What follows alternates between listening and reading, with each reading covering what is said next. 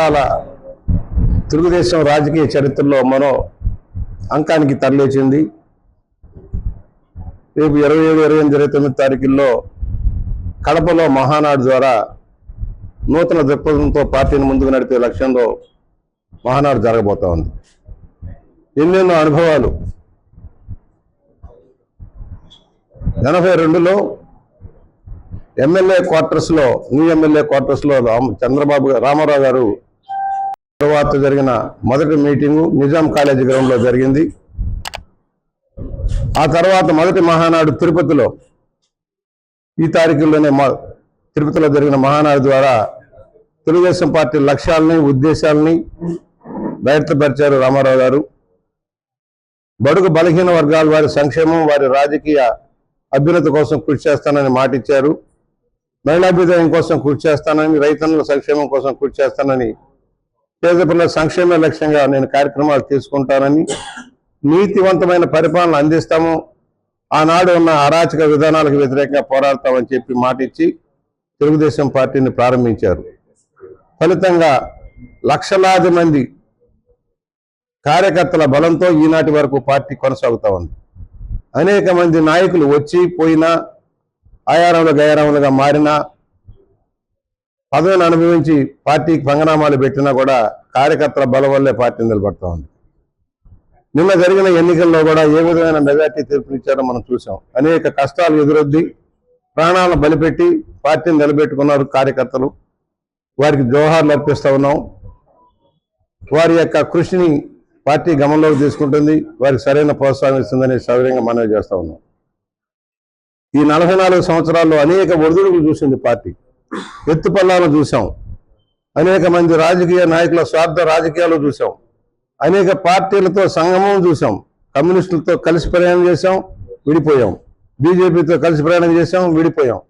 అయినా కూడా ఈ రోజున ఎన్డీఏ ప్రభుత్వంలో రాష్ట్ర పరిపాలన చక్కదిద్దడం కోసం, అస్తవ్యస్తమైన రాష్ట్రాన్ని గాడిలో పెట్టడం కోసం, విడిపోయిన రాష్ట్రానికి జరిగిన అన్యాయాన్ని సరిచేసుకోవడం కోసం ఈ రోజున నూతన దిగ్బంధం వెళ్తుంది. వెనుకబడ్డ రాష్ట్రంగా మారిపోయింది. ఒకనాడు అభ్యుదయంగా ఉన్న ఉమ్మడి రాష్ట్రం ముందుకెళ్తుంటే అన్ని హక్కులు కూడా వదులుకొని, ఆస్తులన్నీ వదులుకొని మనం కట్టుబట్టలతో మళ్ళా అమరావతికి చేరాం. అమరావతికి అడ్డంకులు కల్పించారు జగన్మోహన్ రెడ్డి గారు. పోలవరం ప్రాజెక్టు గండి కొట్టారు. అనేక ప్రాజెక్టులు రాకుండా పోయినాయి, పరిశ్రమలు పారిపోయినాయి, పెట్టుబడిదారులు పారిపోయారు, అరాచక పరిపాలన కొనసాగింది. ఇవాళ అన్నింటినీ ఒడిదిడ్డి మహానాడికి చేరుకున్నాం. గత సంవత్సర కాలంగా అనేక ఇబ్బందులు, గత ప్రభుత్వ నిర్వాహకం జరిగిన తప్పులు సరిచేసుకోవడానికే సమయం సరిపోని పరిస్థితి, అనేక అవినీతి అక్రమాలకు చోటు బిందువుగా మారింది గత ప్రభుత్వంలో. వాటన్నింటినీ కూడా తిరగదోడి ఆర్థికంగా రాష్ట్రాన్ని నిలబెట్టడం కోసం కేంద్ర ప్రభుత్వ సహకారంతో ఇవాళ చంద్రబాబు చేస్తున్న కృషి అనిర్వచనీయం. దానికి పవన్ కళ్యాణ్ గారు కూడా సహకారం, యువ నాయకత్వంలో లోకేష్ గారి నాయకత్వంలో ఇవాళ ప్రభుత్వం నడుస్తూ ఉంది. సామాజిక అభ్యున్నతి సాధించింది ఈ పార్టీ.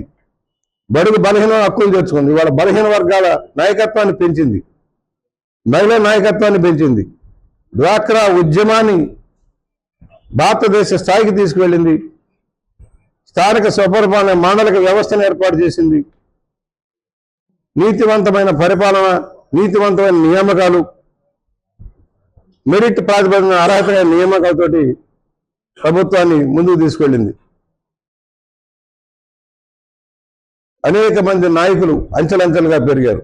ఇవాళ దేశ స్థాయిలో, రాష్ట్ర స్థాయిలో పెరగడానికి తెలుగుదేశం యొక్క కృషి. ఆనాడు కొన్ని వర్గాలకి ప్రయోజనం చేకూర్చే ప్రభుత్వ విధానానికి భిన్నంగా తెలుగుదేశం పార్టీ అన్ని సామాజిక వర్గాలకు న్యాయం జరిగేలాగా, పేదలకు అండగా ఉండేదానికోసం అనేక సంక్షేమ కార్యక్రమాలు, భారతదేశంలో ఎవరో చేయని రోజుల్లోనే 35 రూపాయల పెన్షన్ పథకాన్ని ప్రవేశపెట్టిన మహనీయుడు నందమూరి తారక రామారావు గారు. పక్కా గృహ పథకాలను ప్రవేశపెట్టింది నందమూరి తారక రామారావు గారు. కిలో 2 రూపాయల పథకాన్ని ప్రవేశపెట్టింది నందమూరి తారక రామారావు గారు.